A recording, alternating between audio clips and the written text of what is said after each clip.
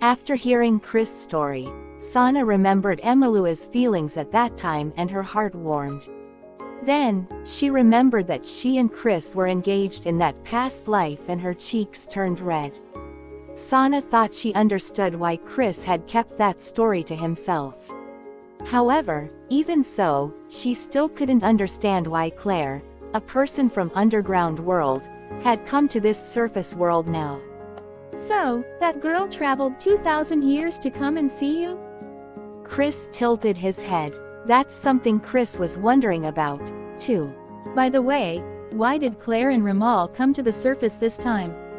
After receiving Sana's question, Chris asked Clare. Then, the sound of a car engine was heard coming from below. Looking down from the top of the castle, Chris saw a light truck coming up the winding road. Oh my god! Chris instinctively ducked down. If anyone were to see Clare or the dragon Ramal, it would be a disaster. Sana followed Chris's lead and crouched down on the spot. Clare, hide with Ramal. Chris shouted through telepathy at Clare, who just stood there, unfazed. However, the Ramal is as big as a large truck and there is no way to hide. It wouldn't be good to ask him to fly off somewhere right now. That would only make him stand out even more. Ramal, just have him transform into a human. Thinking that, Chris called out telepathically. Then Ramal blinked exaggeratedly at Chris. It's okay, said Clare. Besides, it's a bit difficult for him to shapeshift into a human form on Earth. Because the air is polluted and the sunlight is strong. Even so, it would be a problem if someone saw him in a dragon form. But it was too late. The light truck was already right in front of them. Chris stood up and looked at the truck, trying to think of a way to cover it up. Sana stood up next to him. A middle-aged man was riding alone in the light truck. He's a man from the neighborhood that Chris sometimes meets when he goes for a walk.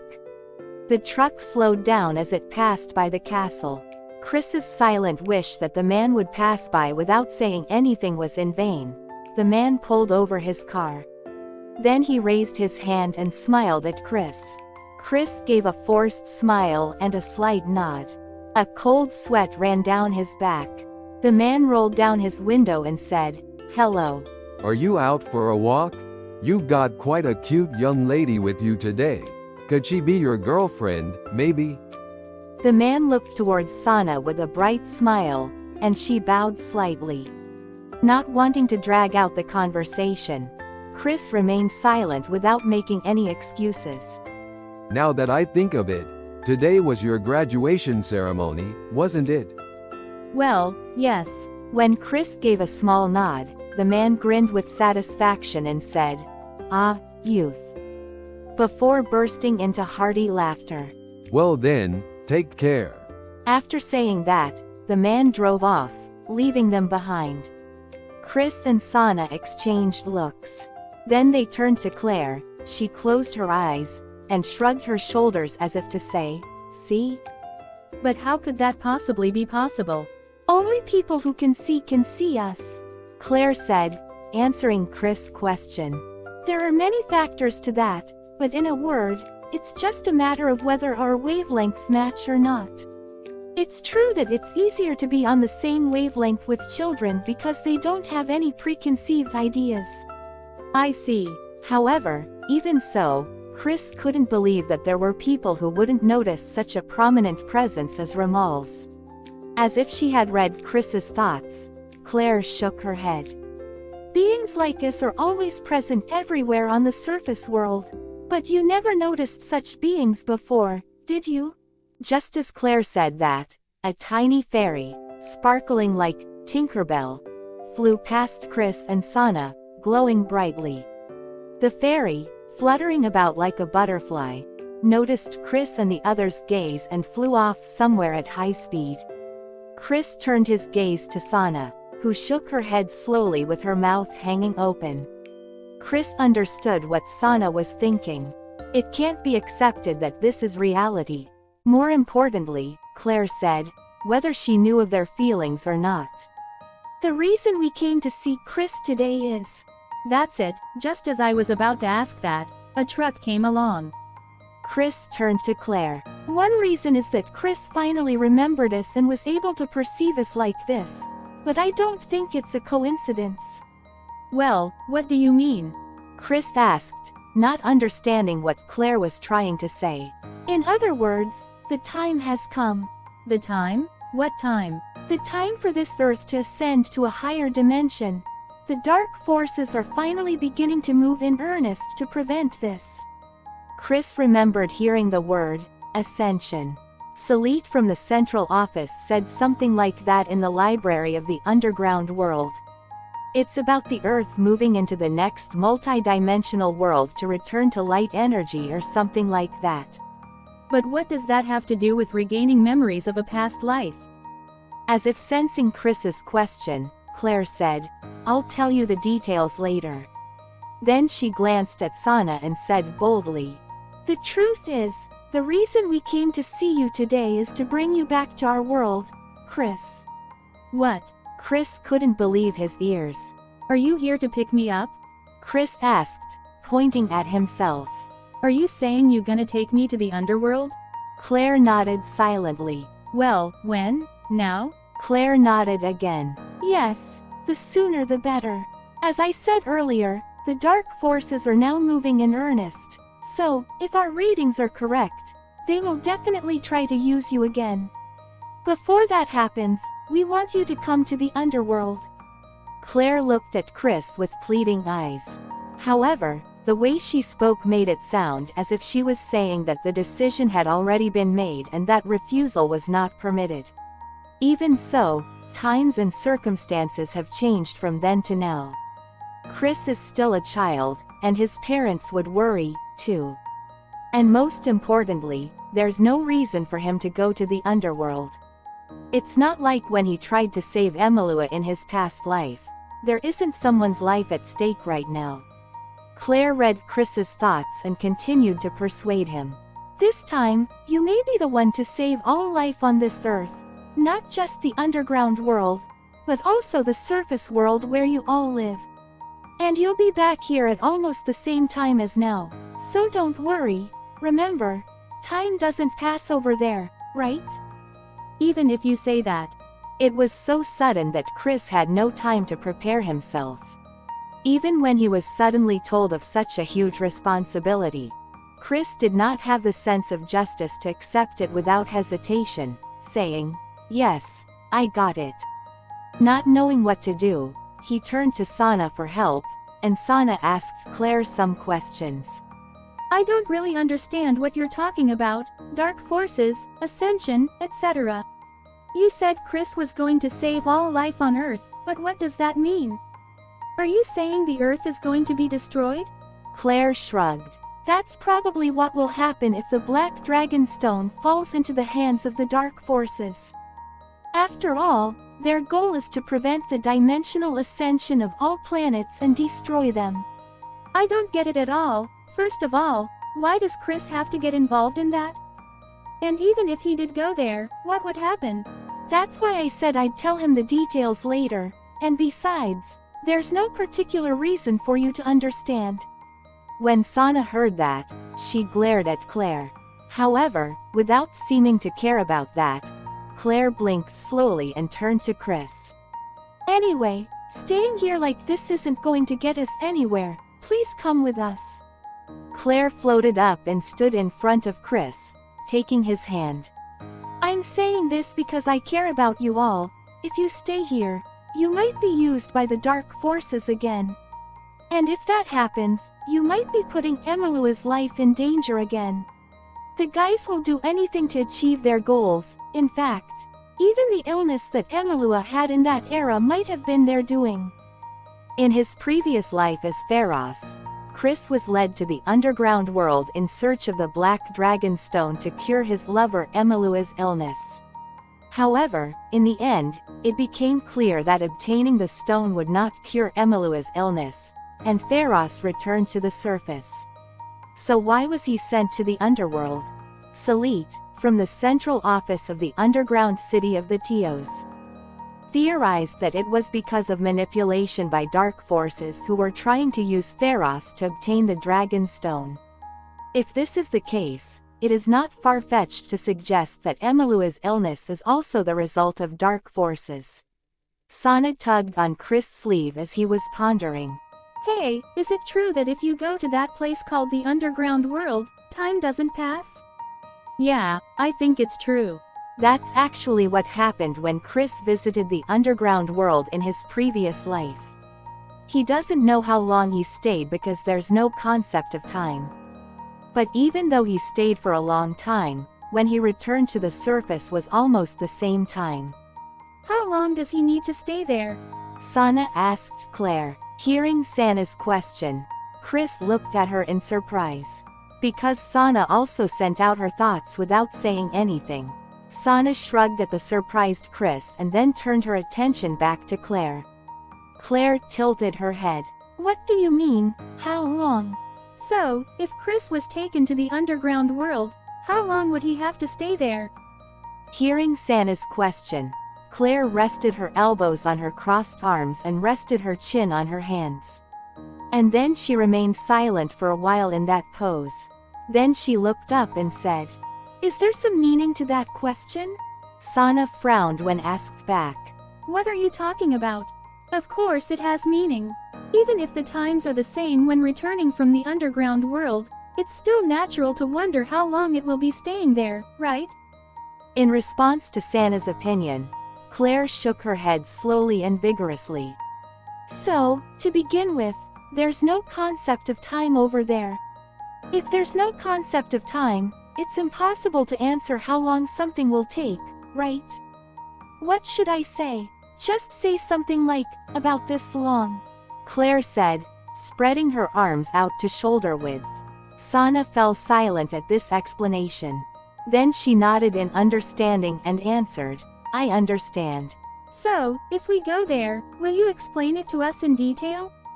Clare looked at Sana suspiciously.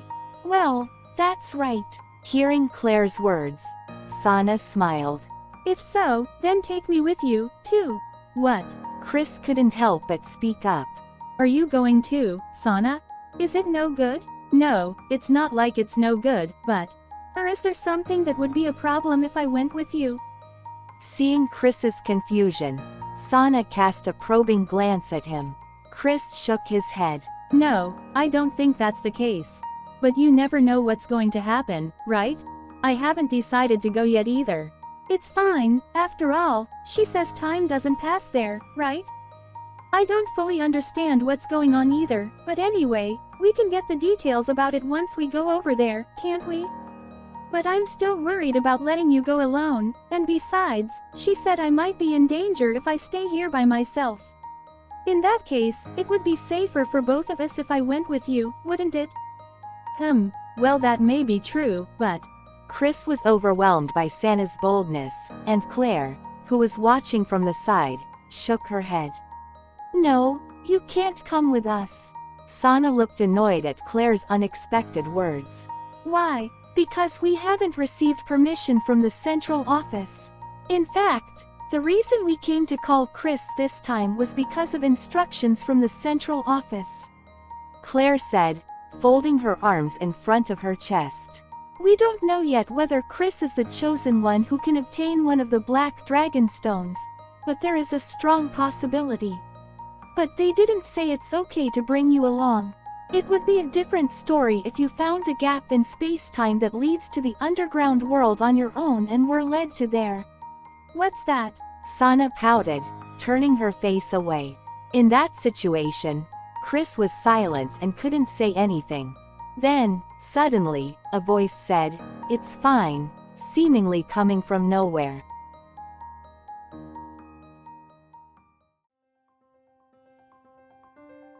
All of them turned around and saw another giant dragon land next to Ramal. The white scales that covered its entire body reflected the rainbow of light like soap bubbles. And the golden mane that grew from its head to its neck was as lustrous as silk. The dragon was more than a size larger than Ramal. Elandra. When Chris called out her name, The dragon stared back at him with its large golden eyes. The gaze of those eyes made Chris feel warm. Strangely, Chris could sense that Elandra understood everything about him, even without a word being exchanged. Come on, I told you not to come. Clare complained from beside them as Chris and Elandra stared at each other. I told you I'd take responsibility for bringing him back. That's right. Then why did you come? Did you think I couldn't convince him? No, that's not it. Elandra shook her large head. Ramal alone can't carry the three of you home, can he? Elandra said, turning her gaze to Sana. Sana was overwhelmed by the appearance of a dragon even larger than Ramal, and timidly turned her face towards Chris to avoid Elandra's gaze. Then, Chris introduced Elandra to Sana. He explained that Elandra was his guardian dragon, who had appeared in the dream of his previous life. And also explained to Elandra that Sana was the reincarnation of Emalua. Sana, introduced by Chris, nodded hesitantly to Elandra. Are you saying you're going to take Emalua to the underground world as well? Clare asked in an accusing tone, cutting into Sana and Elandra's self-introductions. Elandra nodded silently. Is that a decision made by the central office? No, it's not. Then why? Because Emalua has nothing to do with this. Really? The fact that she's here now means that she can no longer be said to be unrelated. If that's the case, don't you think we should take her with us? Clare looked up at Elandra with a confused look on her face. Why? It may not be a coincidence that Emalua is here right now. But why do we need to bring her along? The answer is in what you just said. Elandra's zen-like response made Clare frown in irritation. It's no coincidence that she's here, in other words, it's fated. Emalua was reincarnated in this place at the same time as Pharos. Is there any better reason to bring her along? The fact that she can perceive us is no coincidence, as well. Most importantly, she wants to come to the underworld, too, and there's no reason to refuse that, right? But even if we bring her along, she might not be allowed to enter. Clare said, sulking, looking away from Elandra. That's not what we decide, is it? Besides, under these circumstances, it's hard to imagine that she would be the only one turned away if we brought her along. Wouldn't she be welcomed instead? Clare turned her gaze to Elandra and sighed heavily, then nodded in resignation. Chris, so are you okay with that? With eyes that seemed to draw him in, Chris found himself nodding at Elandra without even realizing it. In this situation, I can't say no. I'll hear the details once I get there. Besides, if I can come back at the same time as now, there won't be any problem. As Chris was thinking about this, remembering his promise to Takeshi, Bibi was wagging his tail and looking up at him. I can't take Bibi with me. I have to go back and drop him off before I go over there. Then, as if he had read Chris's thoughts, Bibi hopped up and down and clung to Chris's leg. I'll go too. Huh? Chris couldn't believe his ears. Could that voice have been? I won't be a burden to you, so take me with you.